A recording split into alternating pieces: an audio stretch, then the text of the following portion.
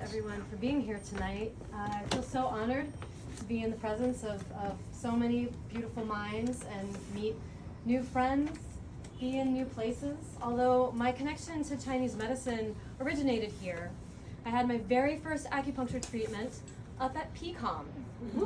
Yeah, the student clinic. I had just graduated. I was living here in the city. I had just graduated college, and I had a bad case of, piriformis syndrome, shooting straight down my leg.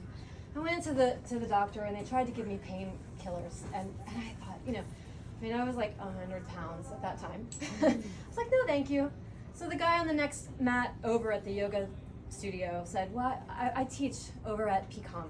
His name was Mitchell. Maybe some of you remember him. Oh, yeah. So, Mitchell Shallon? Mitchell Shallon? yeah. Okay. So, thank you, Mitchell. He said, go. You have no money. Go, they'll take care of you. They'll take care of you at the PCOM student clinic. And they did a great job. It was, really the building twinkled at me. But then when I looked into what it would take to become an acupuncturist myself, I had just graduated, and I thought, prerequisites, start over, how can I do this, Then I was staying in the West Village on that day when the airplanes flew into the buildings are, here in the neighborhood. And I was looking out the window, and I was looking down at St. Vincent's Hospital, right out the window, and I was watching the buildings on fire. And watching people rush to form a line that wrapped around the block. People wanted to help. People wanted to donate blood. Yeah, they wanted to help. And then those of you who were there at that time remember the disturbances and the power, the earthquake, the anthrax. Oh, so much was going on. And I was watching that hospital. And watching that hospital down below, smoldering, out the window. Watching that for weeks and weeks. And the power went out. And I knew that hospital was on a generator.